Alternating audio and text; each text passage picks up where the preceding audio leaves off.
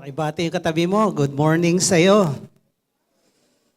Para sa mga may puso, araw, buwan ng mga may puso. Para sa walang mga puso, huwag sila mag-celebrate. Joke lang po. So, ano pong topic natin this month? Palagay nyo. Ha? Pagmamahal ng mga bilihin.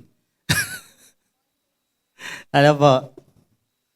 Okay, ang topic po natin, every month naman, meron tayong mga tema na pag-aralan po natin yung pagmamahal ng Diyos sa atin, sa bawat tao.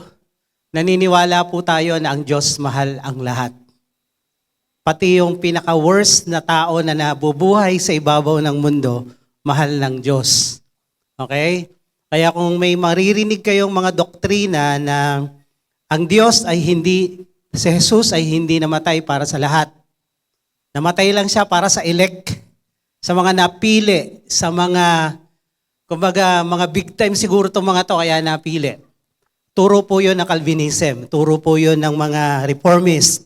Hindi po yun totoo. Kung may napapanood kayong mga YouTube na reels, ayokong banggitin yung mga pangalan nila, tanungin nyo na lang ako, ipopost ko mamaya dyan.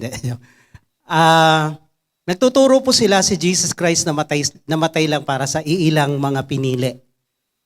Ang sabi po ng Biblia, mahal ng Diyos ang buong sanlibutan. At pag sinabing buong sanlibutan, lahat ng lahi ng tao, kahit sinong tao yan, mayaman, mahirap, may pinag-aralan o wala, black, white, yellow, di ba? Sabi nung kanta ng pambata, may green ba? Iba-ibang kulay, mahal ng Diyos. So walang pinipili ang Diyos. Mahal niya ang lahat. Kaya napag-aralan na rin po natin yon na ang pagmamahal ng Diyos sa tao ay sa God. God so love. Tinodo niya lahat. Kaya kahit sino ka man, kung wala kang jowa, wala kang love life ngayong Valentine's, huwag kang mag-alala. Yung Diyos na hindi nananakit ng damdamin, hindi kabibiguin, mahal ka niya. Okay? Kaya sabi mo sa katabi mo, mahal ka na Diyos. Pinag-aralan din natin yung pagmamahal ng mag-asawa, di ba? Ang pagmamahal ng mag-asawa ay once you say, I do, once you say, till death do us part, wala nang bawian yun, touch move yun. Hello? Kaya nga, bago ka pumasok sa larangan ng pag-aasawa, pinagpipray mo yan ng todo-todo, pinag-iisipan mo, at iniisip mo, ito ba talagang babaeng to, lalaking to, ito ba ay kaya kong tiisin hanggang wakas? Kung hindi, huwag kang pumasok sa larangan ng ganyan. Dahil ang pag-aasawa, sabi ng ating mga sinaunang matatanda, hindi parang kanin na isusubo at pag napaso, iluluwa. Laban, bawi. Bawal po yun sa Bible. At doon lang pinapakita, pag ganyan ka, you are not matured enough pumasok sa larangan ng pag-aasawa. Dahil ang pag-aasawa ay isang commitment, lifetime commitment. Walang bawi, panay, laban. Sabi mo sa may asawa dyan, laban lang. Kaya mo yan. Ano? Laban, labada. At pag nagtagumpay kayo sa relasyon ng mag-asawa, di ba, lagi nga nating binabagit, joke pero totoo, ilagay nyo yung mukha ng asawa nyo sa cellphone nyo. Tingnan nyo nga, kung yung mga may asawa, mukha ng asawa niya nakalagay. Huwag mukha ng anak, ha? Huwag mukha ng anak, mukha ng asawa. Kung sakali man nandyan yung anak, siguraduhin nyo mas malaki mukha ng asawa nyo. Tingnan nyo. Ay, mali. Hindi pwede apo. Hindi pwede anak, asawa. Una, pinagmamalaki mo, maganda asawa mo, pogi mister mo. Number one, kahit saan ka magpunta, nasa bus ka, nakakapit kang gano'n, no? Di ba? Pangalawa, every time na makikita mo yung asawa mo, kinaya ko nga to eh. Kakayanin ko lahat sa buhay na ito. Ito ay malaking encouragement. Kaya pag wala yung asawa nyo dyan sa cellphone nyo, talo kayo sa buhay. O, ilagay nyo na. Ilagay nyo na. I'm not joking. Nakalagay na.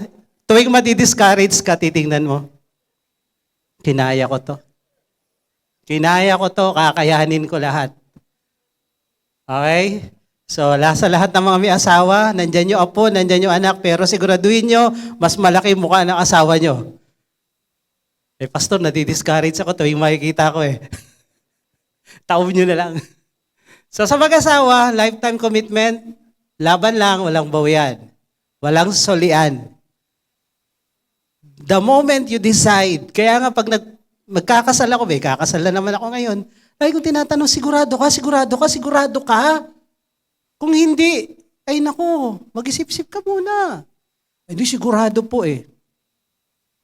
Hindi ako natutuwa pag may kinasal ako tapos hindi nagkaayos, hindi ako natutuwa. Una, pinagod nyo, sinayang yung oras ko. Pangalawa, nagbulahan kayo, dinamay nyo pa ako. Hello? Ito ay warning sa inyo na magpapakasal. Sabi nila, wag na lang. Mali naman yun. Kung kayo, kayo. Kung hindi, wag. Okay? So, dinaanan na natin yan sa couples mentoring. Sa mga single naman, sa mga single, ini-encourage natin yung long friendship, short engagement. Kung kayo ay magjojowa, kahit SYP pa lang kayo, pwede na kayo mag-pray na mapapangasawa nyo balang araw. Nagpipray ha, hindi nagre-relasyon. Kasi mas mahaba yung prayer, mas maganda. And then, allowed dito na magkaroon kayo ng opposite sex na friends. Para malay mo kung yan yung magiging partner mo in life someday, kilala mo na. So magkaibigan kayo mga 5 years, 10 years, and then graduate ka na ng college, may trabaho ka na, and then nag-propose sa'yo, nanligaw sa'yo. Gusto mo naman dahil pag magkaibigan, lumilitaw yung tunay na kulay. Kasi pag hindi kayo magkaibigan at nagligawan, yung nanliligaw, ang bait, parang anghel. Yung nililigawan, ganun din, parang santa. Ganun sila, hindi pinapakita yung tunay na kulay. Pero pag sila na, yung anghel pala, nakala mo anghel, anghel pala na pinabagsak galing langit. Fallen angel pala. May sa demonyo pala. Ito palang santa-santitan na to, hindi pala santa, hindi pala lilitaw yung tunay na ugali. Pag magkaibigan lang kayo, lilitaw yung tunay na ugali niyan. Hindi ka masyashock. Ngayon, it's up to you kung kaya mong tanggapin. Kunyari, biro ko nga, yung babae yan, ang hinhin nung nililigawan mo, nung kayo na kumakatawa, pati gilagid, talaga, tsaka yung lalamunan, kitang-kita yung mga cartoon characters, yung mga tonsil labat. Ganon. Tapos yung lalaki pala na yan na gentle, kung makautot pala yan habang nagpapatawa, gano'n na lang. At kung makahilik pala, parang barko, nasira. So ngayon, pag nanligaw sa'yo, kilala mo na, it's up to you kung tatanggapin mo o hindi. Pero kung hindi kayo magkakilala at bigla kayo nagpakasal, surprise! Surprise! Kaya tinatanong ko, yung mga magpapakasal, ilang % mo kilala yan? Pag sinabing 70, may 30% kang hindi kilala, halimaw yan. Kaya mo bang tanggapin pag yung halimaw lumitaw? Totonggapin ko po. After 1 week, hindi ko na po tanggap. Kaya sa mga singles, kung meron kayong jowa, kung wala pa, mag-pray kayo, pakipagkaibigan kayo. Huwag relationship agad. At hanggang maaari, kung mahaba ang relationship nyo, yung inyong pagpaplano sa pag-aasawa, dapat may clean na lang. Dahil malalaglag kayo sa kasalanan. Pag mahaba ang relationship kaysa sa friendship, yung engagement nyo mahaba kaysa sa friendship, delikado kayo. Bago kayo ikasal o pagkatapos na ikasal, ang dami niyong hinihingi ng tawad kayo, Lord, patawad, patawad. At kung hindi kayo humingi ng tawad, yung consequences niyan, aanihin nyo. Para sa mga youth, nire-review ko lang kayo about love. Sa mga youth, huwag kayong magjojowa pag hindi pa kayo graduate ng college. Ay, buti na lang hindi ako nag-aaral. Lalong hindi ka pwede. Hindi. Pagka-graduate mo, so, dinideclare namin, yung mga teens, wag muna. So 20, pwede na siguro, depende sa magulang nyo kung pinayagan kayo. Okay? At siguraduhin nyo, Christian. Humanap ka ng Christian at ibigin mong tunay. Isang Christian na naglilingkod kay Lord, hindi umuupo lang dyan. Talagang totoo. Okay? So yun yung mga topic natin about love sa February. Pagmamahalan Diyos, mag-asawa, sa mga youth na kailangan magtiis muna kayo. Tinuturo ba ng mga magulang nyo sa mga babaeng youth tsaka sa mga lalaki na mayroong mga hormonal imbalance sa katawan nyo? Pag teenager kayo, nakala mo in love ka. Pag di mo nakita, kaya ka nag-church tsaka nag-involve sa ministry kasi kailangan mo lang siyang makita. At yun lang talagang dahilan, yung iba, side dish na lang. During that time, yung mga youth, yung kanilang mga hormones ay naglulumundag at akala nila in love na talaga sila. At ang mga babae ay nagmamature ng mga 21 to 22, ang mga lalaki naman ay 23 to 26. At pag nangako yan na mahal ka niyan, sigurado, mawawala yung pagmamahal na niya kasi nagmumura yan balang araw. Sa Pilipinas lang nagmamahal ang presyo. Pero yung relasyon ng 18 hanggang 25 na lalaki, hindi yan mapapanghawakan. Huwag kang magpabudol dyan. Mga babaeng youth, huwag kayong magpabudol sa mga lalaking yan. Hindi yan totoo pa. Walang youth dito. Yung nanay na lang sumagot. Mga nanay. Hindi ko kayo makita eh. Mga youth, may youth ba dyan? SYP? Babae, sumigaw yung mga babaeng youth. Oh. Huwag kayong masa sa mga lalaki na edad 15, okay, 7. Mula 7, hanggang 24, hindi niya maasahan niya na kayo na talaga ang kanyang forever. Walang ganun. Nagbabago yan. Okay? Huwag kayong magpabudol ha. Youth. Ayaw niyo, wag. Ayaw niyo, di wag. Di naman ako namimilit. Sinasabi ko lang. So ang topic natin ngayon, nangalahati na tayo, pagmamahal naman sa church. Bihirang-bihira nating pag-aralan to, bihira nating itakil ito. Pero importante ito. Mamaya, may share ako dito yung mga Kristiyanong pangkalawakan. Alam niyo yung Kristiyanong pangkalawakan? Yung biglang sumisigaw ng, ano yan, tawag na? Side. So, sila yung walang pagmamahal sa church nila. Okay? So, ito yung pag-aaralan natin ngayon. Let's bow our head, let's pray. Panginoon, pagpalain mo po yung bago naming tema ngayong buwan na to. Hayaan mo na patuloy naming maintindihan yung pagmamahal mo sa amin, yung pagmamahal namin sa iyo, sa pamilya, sa asawa, sa anak, sa mga singles, Panginoon. But still, kailangan din naming matutunan yung pagmamahal namin sa church na kinabibilangan namin. Kaya I pray that you open our hearts and minds and understanding, that your anointing fall upon us, Lord, and surround us with your warring angels, that no works of the enemy can disturb us. Be with us today in Jesus' name. Amen. Amen. Palakpakan natin si Lord. So when we talk about local church, ito, Juhia, Masinag. Kung sa Mandaluyong yan, Juhia, Mandaluyong. Kung sa Leyte, Juhia, Leyte. So we're talking about Juhia, Masinag. Ngayon, ano ba ang church? Sino ba ang church? Bakit may church? Sino ang founder ng church? Start tayo sa Matthew 16, verse 16 to 19. Sabi dito sa verse 16, Simon Peter answered and said, You are the Christ, the Son of the living God.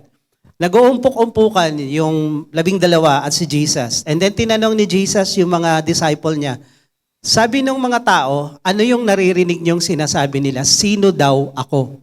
Ang sabi ng iba, ikaw daw si Elijah, ikaw daw si John the Baptist na nabuhay muli, ikaw daw si yung mga propeta sa lumang tipan at kung sino-sino pa. And then, alam natin, sabi ko nga nung prayer and fasting kahapon, si Peter ay bida-bida. Si Peter ay talaga namang ito yung taong mabagal mag-isip pero ang bilis kumilos. Okay? Walang isip-isip, biglang nagsalita, ikaw ang Kristo, you are the Christ, the Messiah, the Son of the living God, anak ng Diyos na buhay. Ngayon, sumagot si Jesus. Jesus answered and said to him, Blessed are you, Simon Bar-Jonah. Tingnan niyo yung mga pangalan na binabanggit kay Peter. Peter, Simon, sa ibang verse, Cephas. Tatlo yung pangalan niya, ha? Pero isang tao lang yan. Kasi merong Hebrew na pangalan, merong Greek na pangalan. So iba-iba.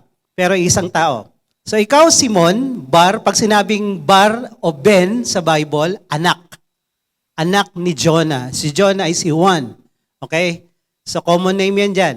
So ikaw, Simon, anak ni Juan, sa Tagalog, for flesh and blood has not revealed this to you. Hindi ito galing sa sarili mong pagkaunawa o tinuro ng sino mang tao.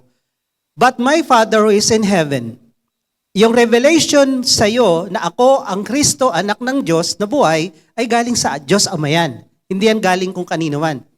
And I also say to you that you are Peter. Yung word na Peter sa Greek ay Petros. Mamaya explain ko ano kaibahan nito sa Petra. And on this rock, Petra, I will build my church. And the gates of Hades o hell shall not prevail against it. So sino nagtayo ng church? Si Jesus. Kanino tinayo? Saan tinayo? Saan? And on this rock, sa batong ito, itatayo ko ang aking church. Si Pedro, yung salitang Pedro ay rock sa English. Yung salitang rock dito sa baba ay rock din sa English. Pero sa Greek, magkaiba yan. Okay? Sa Greek, ito yon. Yung pangalan ni Pedro ay Petros. Ibig sabihin ng Petros, movable. Parang bato na ganito kalaki, pero gumugulong-gulong. Pag ginalaw mo, gugulong yan. Petros yon. Pero bato. Ibig sabihin, batong maliit, batong gumagalaw. At yung karakter ni Pedro, kagaya dito sa 16. Ang bilis niyang sumagot eh. Ikaw, ang Kristo, ang anak ng Diyos na buhay. Pero pag binasa niyo yung 20, 21, 22, 23, sinabihan siya ni Jesus, Satanas, umalis ka sa likod ko. Kasi nung sinabi na ni Jesus yung karugtong ng kwento habang nagkikwentuhan sila, sabi ni Jesus, ipapako ang anak ng tao, mamamatay para sa kasalanan ng sanlibutan. Sabi ni Pedro, hindi yan mangyayari sa iyo. Baba ng faith mo, Jesus. Parang ganon. So ang sabi ni Jesus sa kanya, get out. Get behind me, Satan. Tinawag niyang demonyo si Pedro. Ito ang discipleship, yung handa kang matawag ng kung ano-ano at di ka magbabackslide. Okay? So, si Pedro, pabago-bago ng isip. Ang bilis niyang magbago. Nung lumakad siya sa tubig, sabi niya, Jesus ko, ikaw talaga yan. Papuntahin mo ako sa dagat na yan. So lumakad siya, pero kalahatian pa lang, lumubog na agad. Nung nasa bundok, sabi niya, sila, nagpakita si Moses, saka si Elijah, sabi ni Pedro, Lord! Sumagot siya. And Peter answered Jesus, let's build. Sabi niya, mag-build tayo ng kubol, 3. Isa sa'yo, kay Elijah, kay Moses. Hindi naman siya kinakausap, sumasagot. At nung gabi na nag-communion sila, sabi ni Jesus, ipagkakanulo niyo ako, iiwan niyo ako ngayong gabi, at ako'y papako sa krus, papatayin ako. So sabi ni Pedro, kahit iwanan ka ng lahat, ako hindi. Till the last drop of my blood. Sabi ni Jesus, ngayong gabi hanggang madaling araw, ipagkakanulo mo ako 3 times hanggang tumilaok yung manok. So ito yung karakter ni Pedro, pabago-bago. So imposibleng siya yung Petra. Yung Petra, yun yung immovable rock na kinakanta natin. Alam niyo yan? When God ran? Immovable rock, omnipotent, powerful, awesome Lord. Si Jesus Christ yung Petra. Balik tayo dito. Saan itatayo yung church? Sa Petros o sa Petra? Kay Pedro o sa salita ni Pedro, ikaw ang Kristo, ang anak ng Diyos na buhay. Saan itatayo yung church? Sa Petra. Ngayon, ano ang Petra? Pag kayo po bumiyahe sa Middle East, yung biyahe namin sa Middle East, Egypt, Israel, Jordan, Saudi, kasama ito sa pupuntahan. Ito po ay Petra. Yan ang Petra. Napakaganda dyan. Yan ay one of the new 7 wonders of the world. Sa Jordan yan matatagpuan. Yan ay mga bahay at mga palasyo na inukit sa mga bundok na bato at hindi yan nagigiba. Ilang lindol na dumaan, ilang daang taon na yan nandiyan dyan, thousands of years na siguro, pero buhay pa rin. Yan ang Petra. Pero yung karakter ni Pedro na paiba-iba, pabago-bago, Petros. Kaya ang Petros at Petra, magkaiba. Pero parehong bato. Okay? Pero yung batong tinitira ngayon, iba yon. Puti na yon eh. Iba yon. Delikado, nakakabuang yon. So, saan itatayo ang church? Kay Pedro, na movable, o kay Petra, na immovable? Kay Petra. At yung Petra na yon, yun yung sinabi ni Pedro, ikaw ang Kristo, sa anak ng Diyos na buhay, yun yung Petra. So magkaiba to. Ngayon, according to Roman Catholic teachings, si Pedro daw ang tinayuan ng church. Specifically, the Roman Catholic Church. Ang interpretasyon nila, si Pedro, yung bato na tinutukoy ni Jesus na itatayo yung iglesia. At dahil doon sa turo nilang yon, si Pedro ang inappoint nila na first pope. Alam mo, ewan ko lang ha, kung ikaw nag-aaral ng history at nagbabasa ng Bible, kahit saan ang gulo mo tingnan, malabong maging papa, si Pedro. Ang pare iba pwedeng mag-asawa? Pwede? Hindi. Pag nag-asawa pare, anong mangyari? Qualified, disqualified? Disqualified. Pope, pwedeng mag-asawa? Ha? Kung pare, hindi pwedeng mag-asawa, disqualified, lalo ang Pope.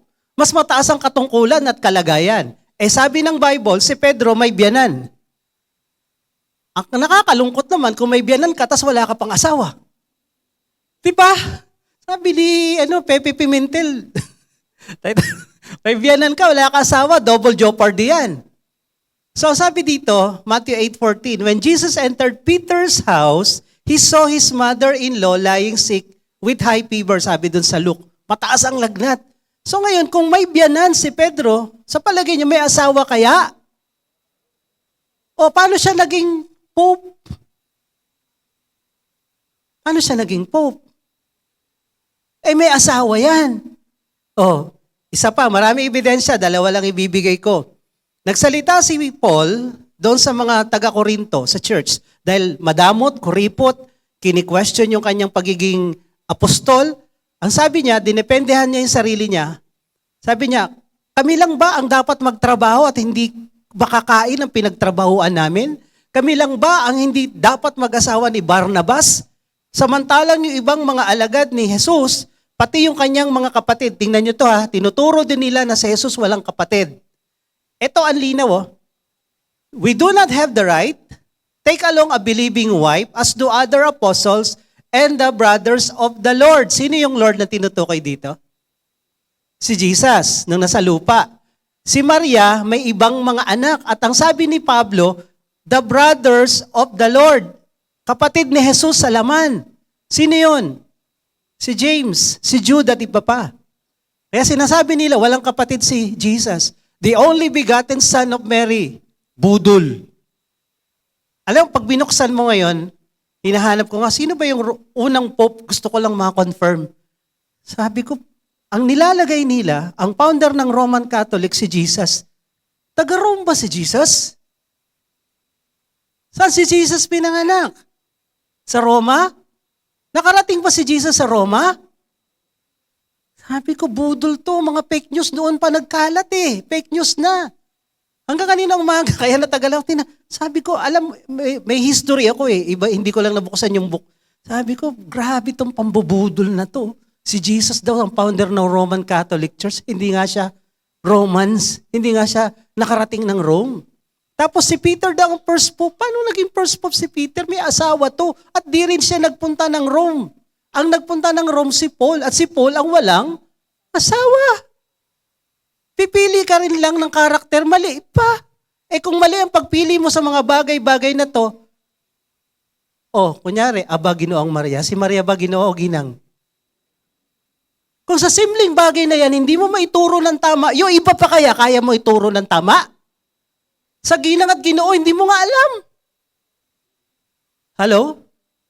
Okay, sa Bisaya, ang Ginoo ano? Ano ang Ginoo sa Bisaya? Diyos. Si Maria ba Diyos? Sablay na naman.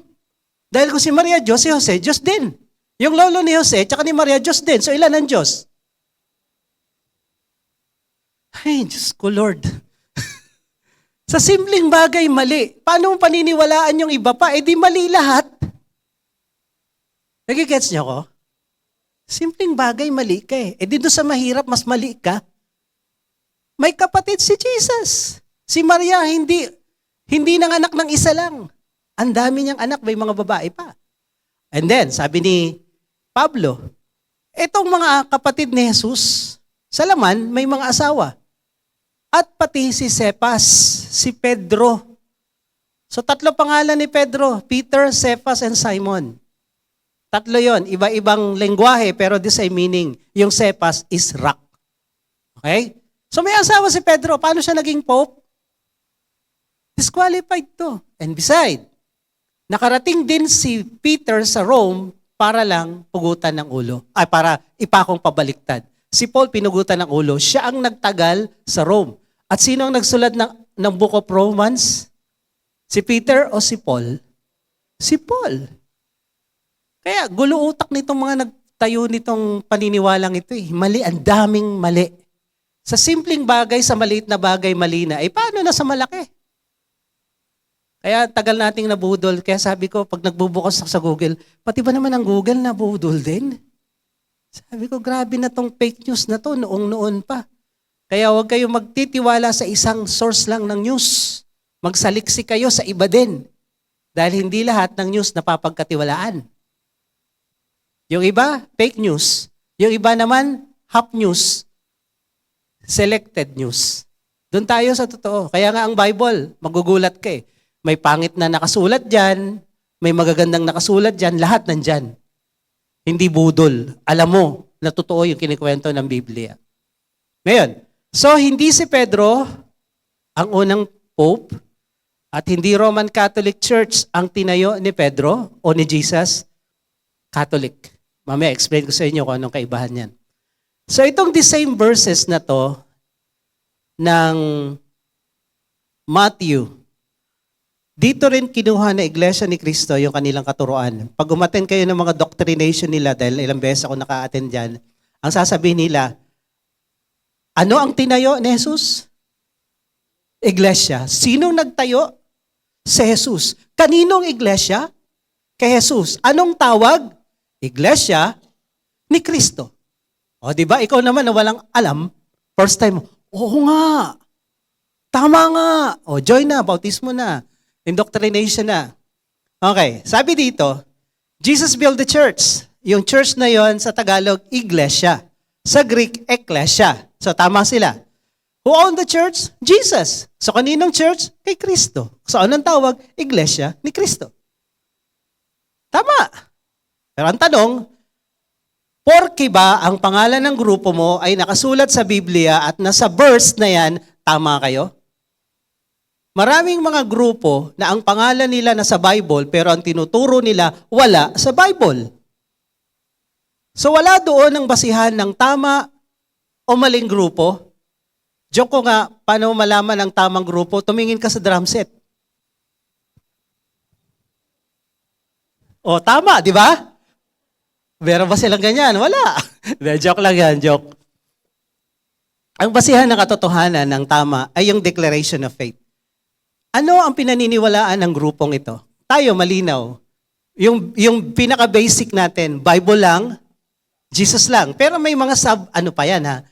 May mga sub-tenets pa tayo. Pero, at tinataas natin si Jesus lang. Si Jesus lang yung daan papuntang langit. Hindi tayo ang daan. Hindi Diyohiya ang daan. Si Jesus lang ang daan. Hindi Diyohiya ang tagapagligtas. Walang pangalang binigay sa silong ng langit para ang tao maligtas, kundi pangalang Jesus lang. Acts 4:12. At tinuturo yan sa discipleship training, sa Bible studies. So, paano malalaman yung grupong yan tama? Ano pinaniniwalaan nila? Pangalawa, ano ang tinuturo nila? Kunyari, kahapon anong discipleship noong Friday? Sabi doon sa 1 John, si Jesus, the real and the true God. Imagine mo, hindi lang real, true pa, God pa. And turo nila hindi God, pero Iglesia ni Cristo. Sino si Cristo? Hindi Diyos. Ano siya? Tao? Hindi rin. Ano siya? Alien? Hindi Diyos, hindi tao, pero Lord. Ano yun? Anong breed? Anong klase? Hindi siya God ha? Pero pag tinanong mo sila tao, Alangan silang sagutin na tao. Pero sinasabi nila tao lang. Pero pag marunong ang kausap, pastor to pastor, ay hindi ordinaryong tao. O anong klaseng tao? Level up na tao? Anong tao? Demigod? Thor? Hindi rin nila masabi. So confused sila. Pero ang conclusion talaga nila, si Kristo tao lang. Ngayon, kung ang nagtatag ng iglesia tao, at nagtatag na ibang relihiyon tao din, anong kaibahan? May kaibahan ba? Ang nagtatag ng Mormons, tao din. Jehovah Witnesses, ibang religion, tao lang. Ngayon, kung ang iglesia ni Kristo, tao lang din ang nagtayo, ano kaibahan mo sa iba? Di wala. At lahat ng tao, makasalanan. So kung si Kristo ay tao lang, makasalanan din siya. Dahil walang taong nabuhay dito sa mundo na walang kasalanan. Romans 3:10. Walang matuwid, wala kahit isa. Romans 3:23, ang lahat ay nagkasala at di nakaabot sa sukatan ng Diyos. Kung tao siya, makasalanan siya. So he is not qualified to build a church. Any human being na may kasalanan is not qualified to build a church. But they are qualified to build religion. And religion cannot save. Maliwanag po. So therefore, si Jesus, kung tao siya, at umanib ka sa grupo nila, hindi ka maliligtas. Makasalanan yung founder. Hindi ka maliligtas. Kaya kiniklaim nila ang salvation is membership. So, big sablay. Kasi ang founder nyo, tao, makasalanan. Lahat ng tao ay nagkasala. Pero malinaw sa 2 Corinthians 5:21, si Jesus lang ang walang kasalanan na nabuhay sa daigdig. Siya'y walang kasalanan, pero nung namatay sa krus, lahat ng kasalanan natin, kinuha niya. So therefore, kung siya'y walang kasalanan, hindi siya normal, hindi siya ordinaryong tao. Maliwanag ang Bible, Diyos siya na nagkatawang tao, Philippians 2:5. In John 1:1, in the beginning was the Word, and the Word was with God, the Word was God, and the Word became flesh.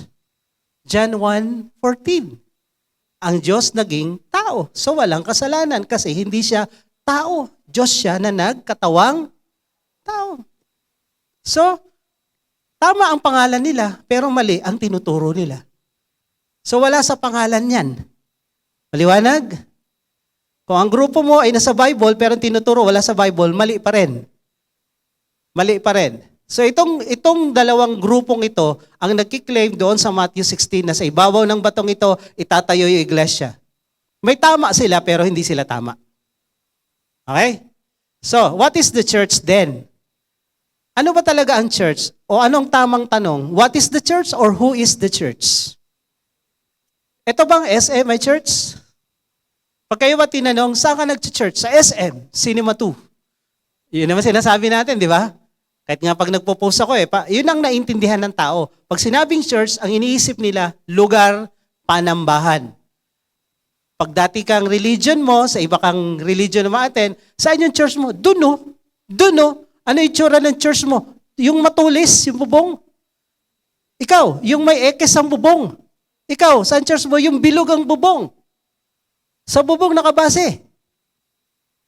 Kung anong bubong mo, yun yung church mo. So yun din ba tayo? Pero sinasabi natin, sa kayo nag-church? Sa SM, siyempre. Ngayon, ano ang tunay na church? Sa Bible, ito ang tunay na church.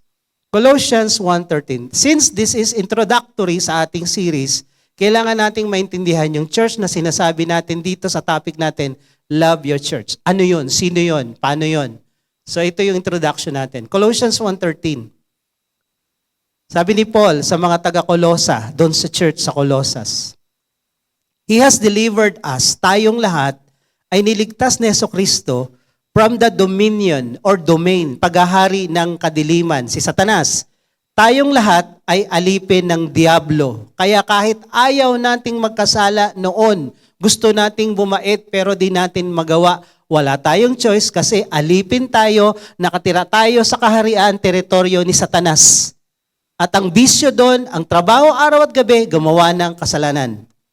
Doon tayo nakatira, sa domain of darkness. And nung tinanggap natin si Jesus, nalipat tayo. We are transferred, sabi dito, and transferred us to the kingdom of His beloved Son.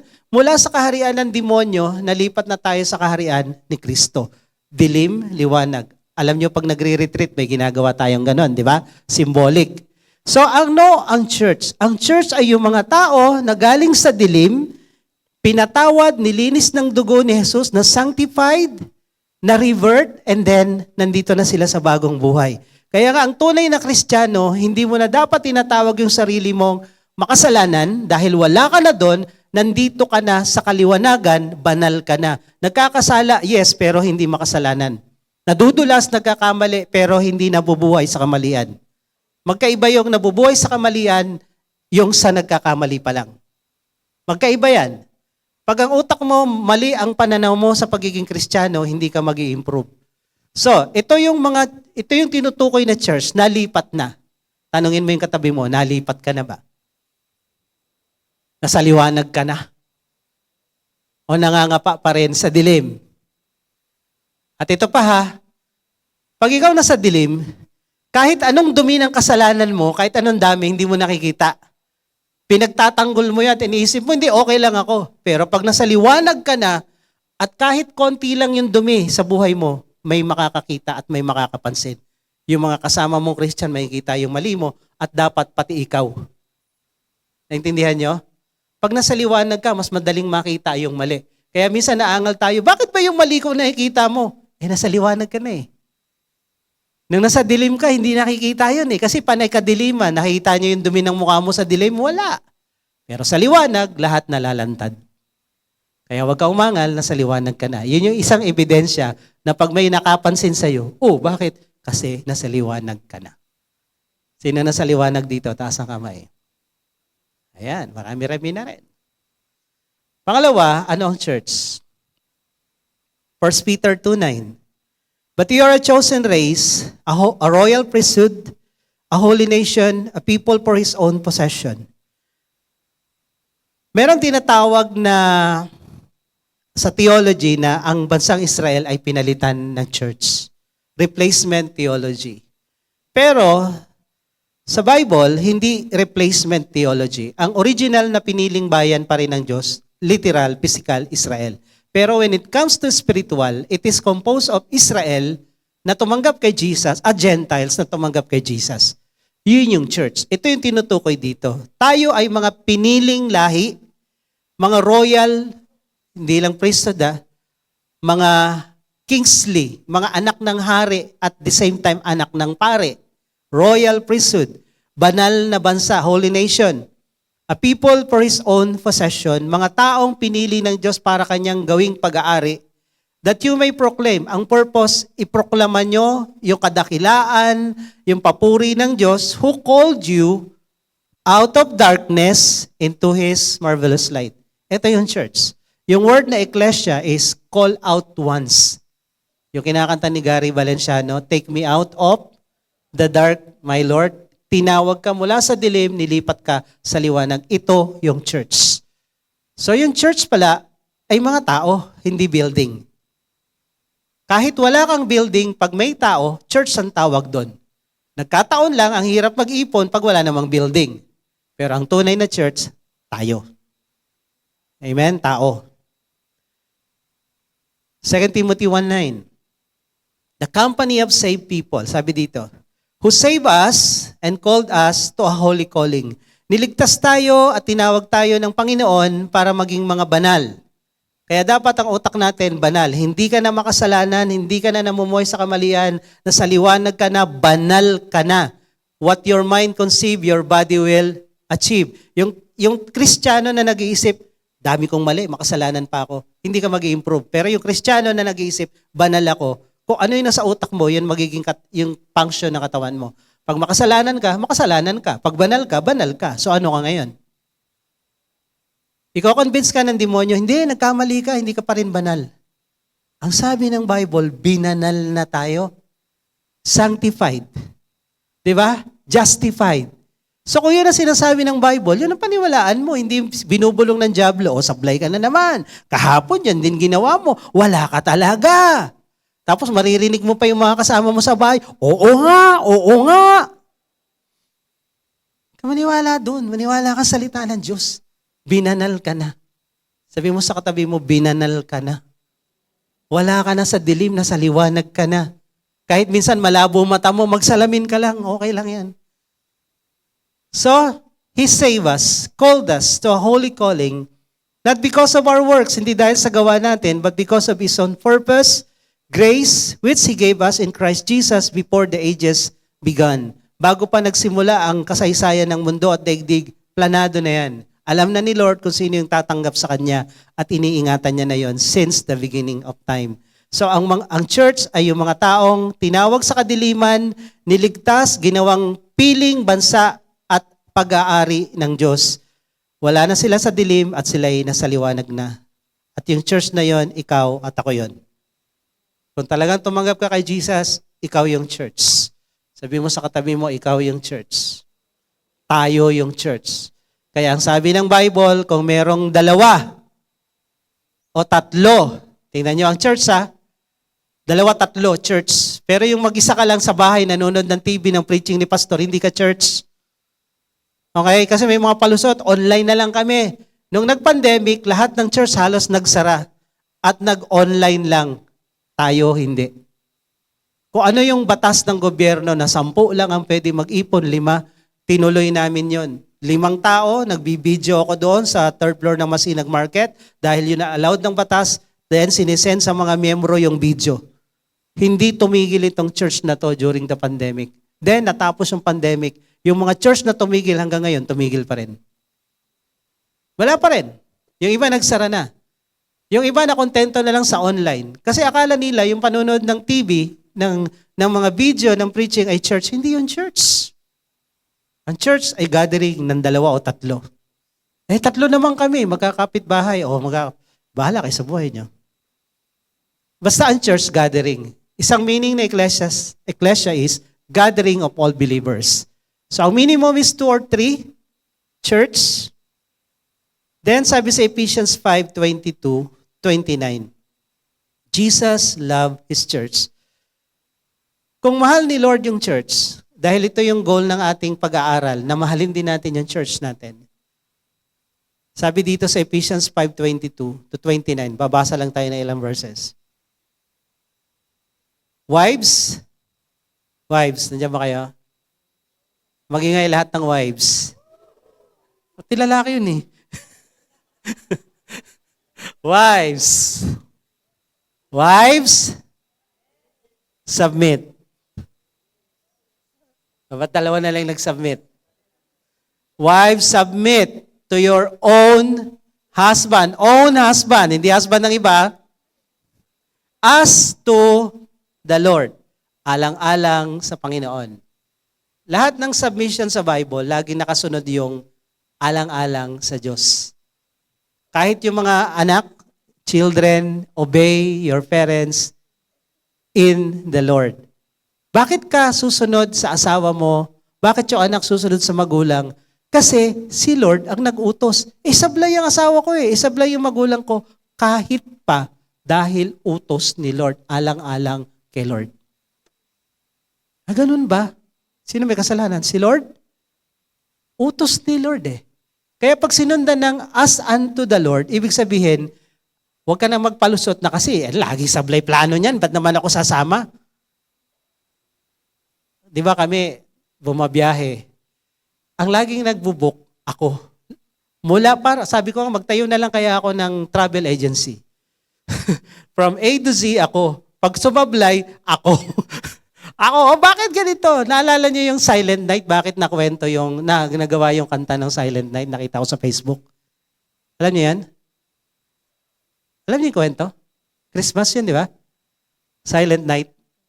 Nagbiyahe si Joseph tsaka si Mary, hindi nagpabook sa booking.com si Joseph. Naalala niyo yan? Ang pagdating doon, wala silang booking, wala silang matulugan. Mula noon, di na nagkibuan si Maria at si Jose. Yun yung na-compose yung Silent Night.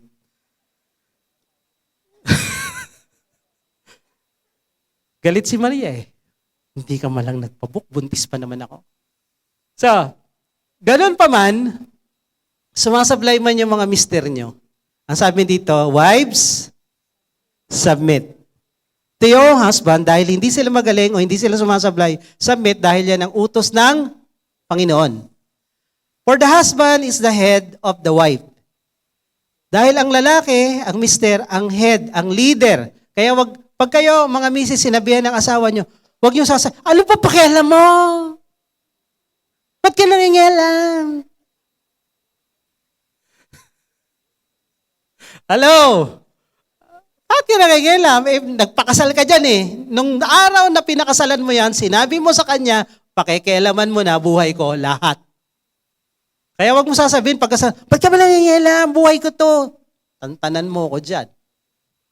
Hello mga misis. Bawal magsalita. Bakit ka ba nangingialam? Hello? Bawal yan. Dahil sila yung head. Okay? Papakialaman ka talaga. Christ is the head of the church. Kung paano yung husband ang leader, ang head, si Jesus Christ naman ang head ng church. Okay? His body and He Himself is Savior. Siya ang nagliligtas. Kaya yung mga lalaki, silang nagliligtas, nagpo-protect sa buong pamilya, sa asawa at sa mga anak. Pag hindi umuwi, text ng text, message na message ka na. So trabaho ng lalaki yan eh. Protect. Provide. Diba? Lead, love. Now, as the church submits to Christ, so also, wives should submit in something that you agree with. Ha? Mga misis, mag-agree kayo at magsasubmit. Pag hindi kayo nag-agree, hindi kayo magsasubmit. Yun ba yung turo ng Bible? Hello, anong turo ng Bible, mga misis? In some things, in many things, or everything? Sablay nga yan eh. Biro mo, buntis ako, 9 months, tapos hindi nagpabook. Silent night talaga to. Ano na, mga misis? Kaya nga, kilalanin niyo yung mapapangasawa niyo dahil pag hindi niyo kilala at magkagulatan, magsisisihan. Pero kung kilala niyo, bago pa lang magpakasal, take it or leave it. And once you move, that's move. Hello? So, sabihin niyo mga misis, submit in everything. Wala na, dalawa na lang nagsasalita. Dalawa na lang. Pag tinanong ko pa uli, baka isa na lang. Huwag ko na tanungin, baka maubos pa. Okay na, okay na. Masasabi ng Bible, submit in everything. Pag sinabing everything, hindi immoral, hindi illegal, hindi anti-biblical. Lahat ng submission, mula sa gobyerno, sa asawa at sa pamilya, pati sa church, pag ang inuutos ay illegal, hindi ka susunod. Pag ang inuutos ay immoral, hindi ka susunod. Pag ang inuutos ay laban at labag sa Bible, hindi ka susunod. Yun lang ang exemption, yung tatlong yun. Maliwanag? Hindi tayo bulag na tagasunod na kahit mali, sunod pa rin ang sunod. May kalayaan tayong mag-isip at mag-imbestiga kung totoo ba yan, tama ba yan, hindi ba yan immoral, hindi ba yan illegal. Pero pag illegal, huwag kayong sumunod kahit asawa nyo pa yan. Maliwanag? Now, sabi dito, husbands.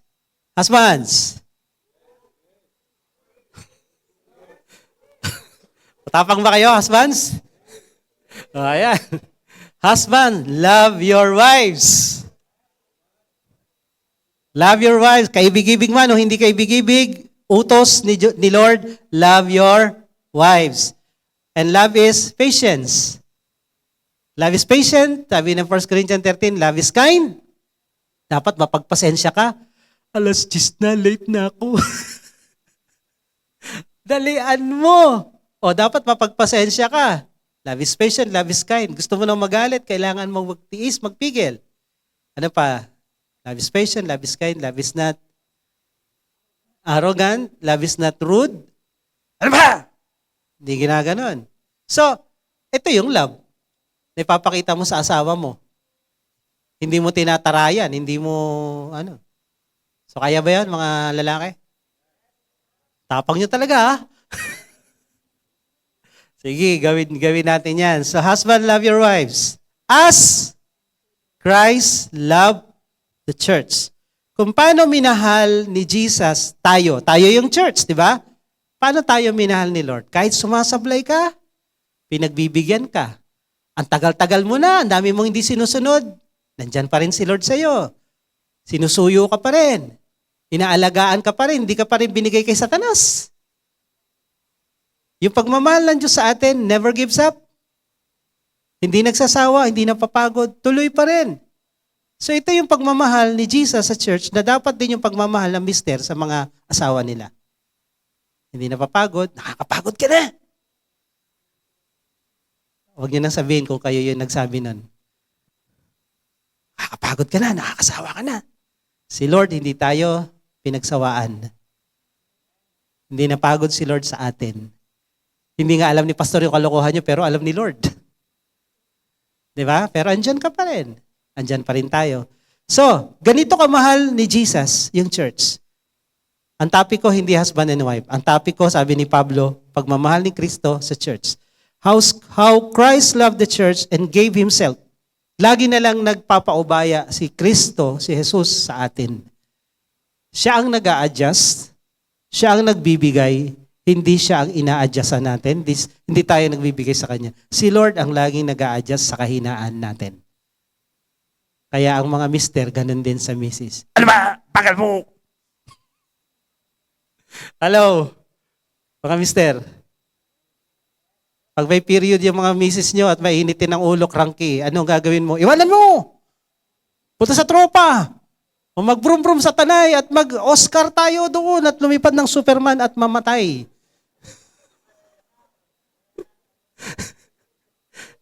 Ano?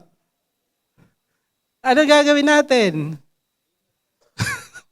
Manahimik at mag-pray. Sa ganun si Lord sa atin, hindi niya tayo binitawan, hindi tayo pinagsawaan, hindi napagod si Lord. Dahil kung napagod si Lord sa atin, nagsawa, matagal na tayong wala dito. Amen? So ganun din tayo.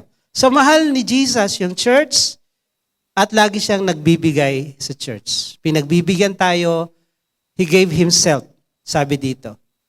Na dito ako magtatapos. Mahal ni Jesus ang church. Dapat tayo, mahal din natin ang church. So ang church ay nahahati sa dalawa. Meron tinatawag yan na universal at may tinatawag na local church.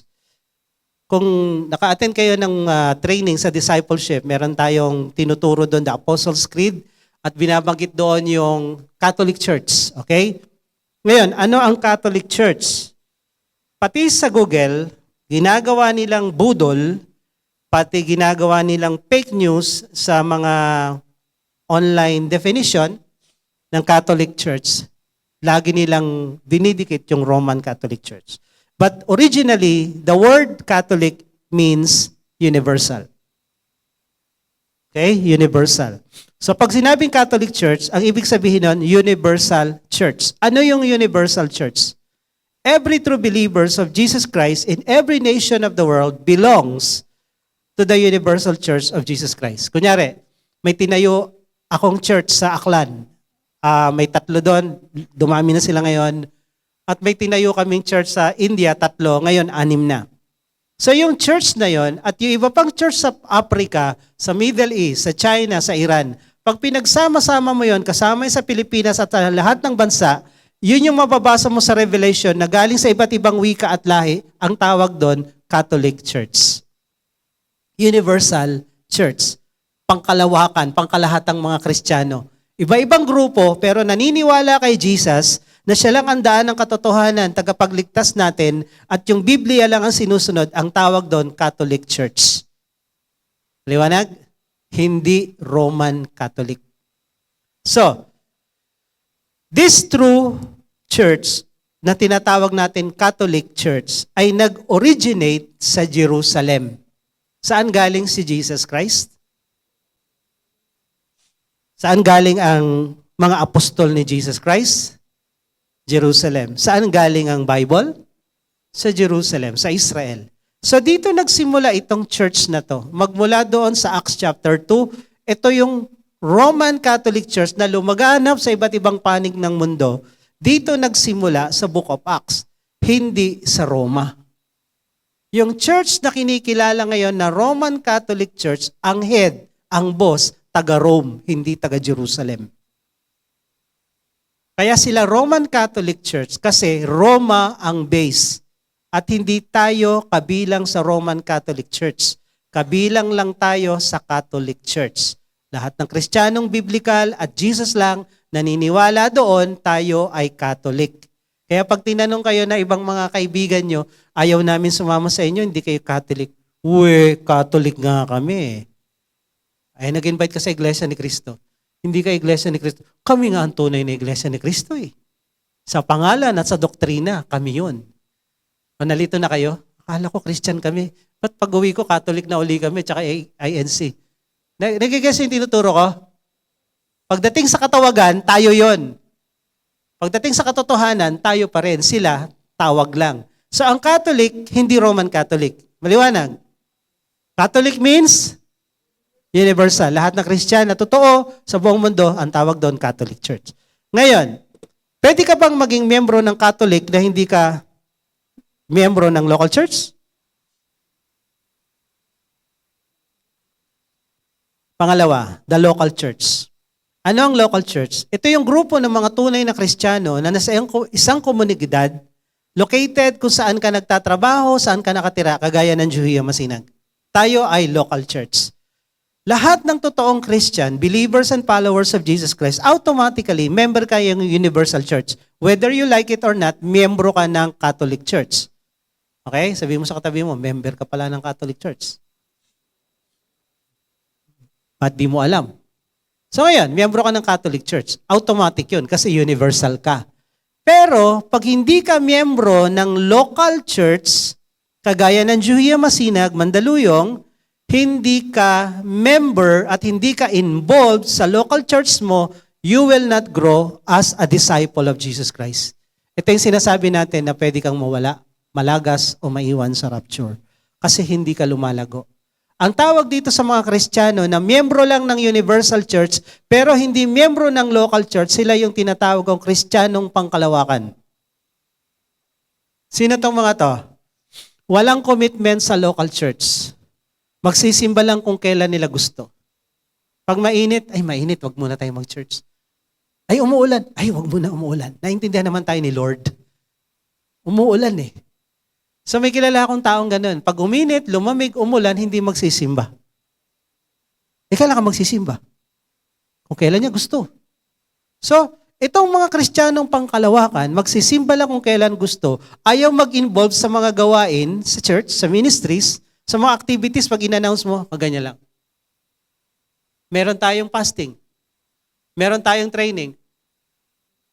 May couples mentoring.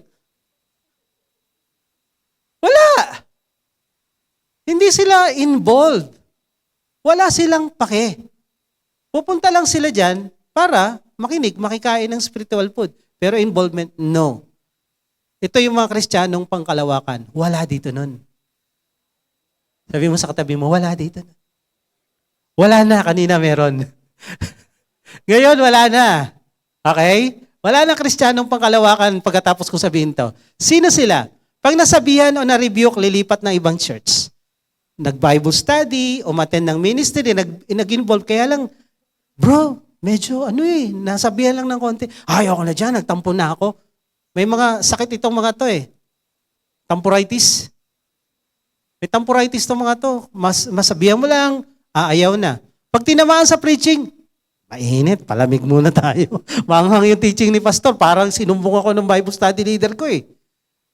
Manghang, mainit, nasabugan ako. Oh, palamig muna, hindi mo na mag-church. Sa iba muna mag-church. Ito yung mga Kristiyanong pangkalawakan. Walang commitment, walang pagmamahal sa kanilang local church. Sila yon. Kaya magugulat ka, itong mga Kristiyanong ito, palipat-lipat ng church. Hindi masamang lumipat ng church. Kahit dito sinasabi ko, bakit ka lilipat ng church? Kung sa isang church na inaatinan mo, hindi ka nabibless. Number 1, hindi ka nabibless sa preaching, sa activity. Number 2, hindi ka nagagamit sa church na yan. Okay, number 3, ang tinuturo dyan, hindi biblical, umalis ka na dyan. Maghanap ka sa church na doon ka mabibless, doon tinuturo ang pure word of God at doon ka nagagamit. Doon ka mag-involve. Kung sa Juhia natagpuan mo yan, gawin mo na. Kung hindi, humanap ka ng iba. Hindi tayo namimilit dito na dito ka na hindi. No.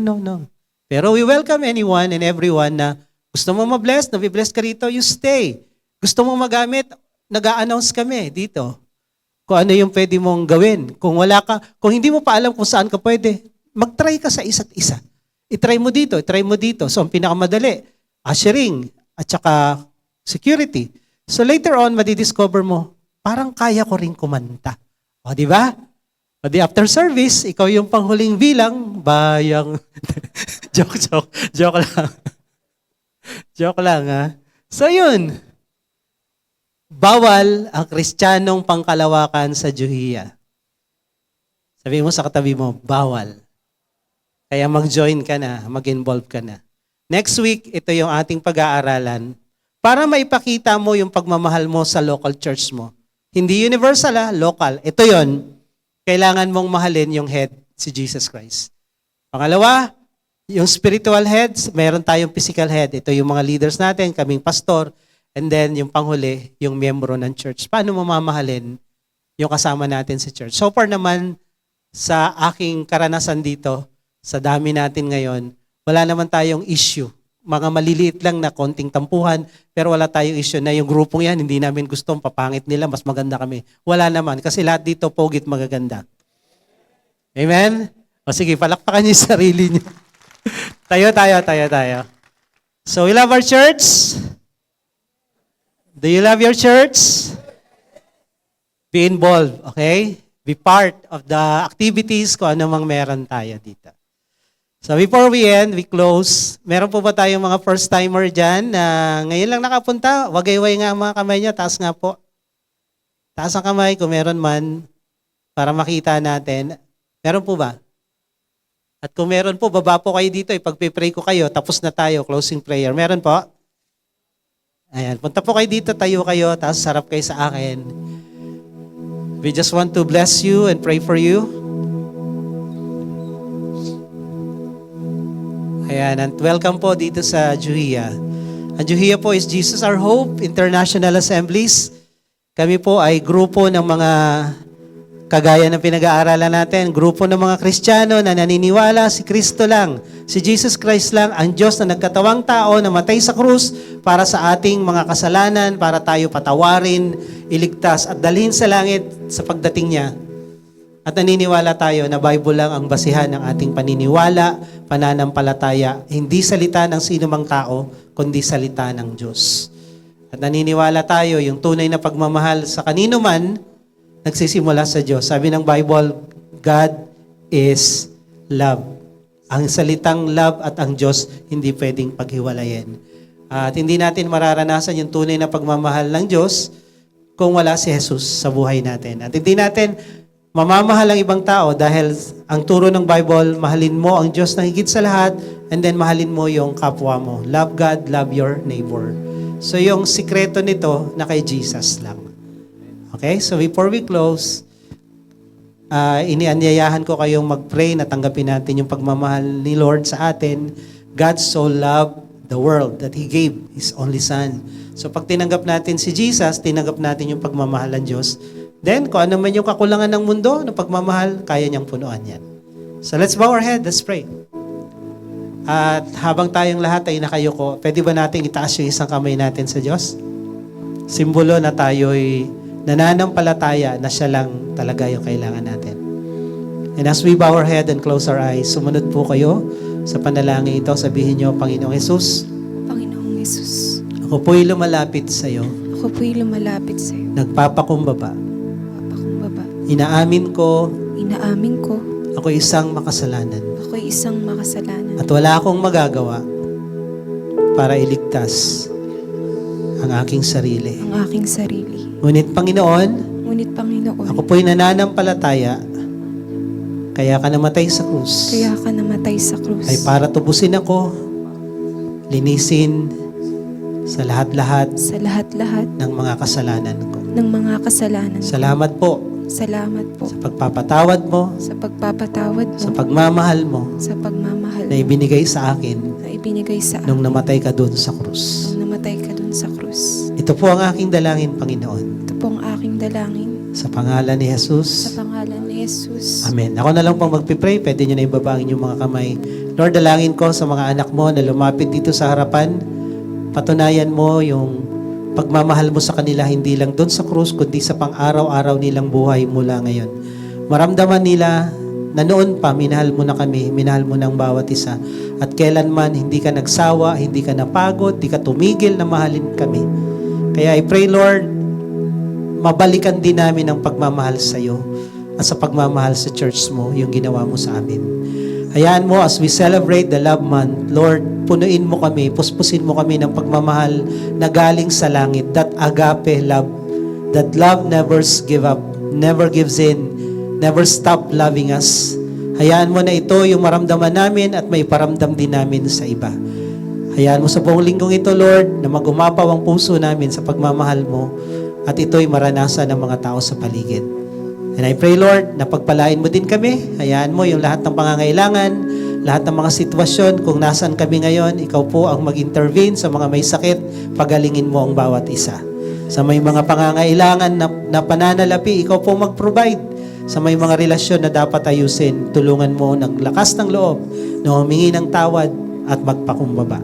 Salamat, Lord. We entrust the whole week to you and we claim breakthrough and victory sa lahat ng area ng buhay namin. Ito po ang aming dalangin sa pangalan ni Jesus. Amen. Amen. God bless you po.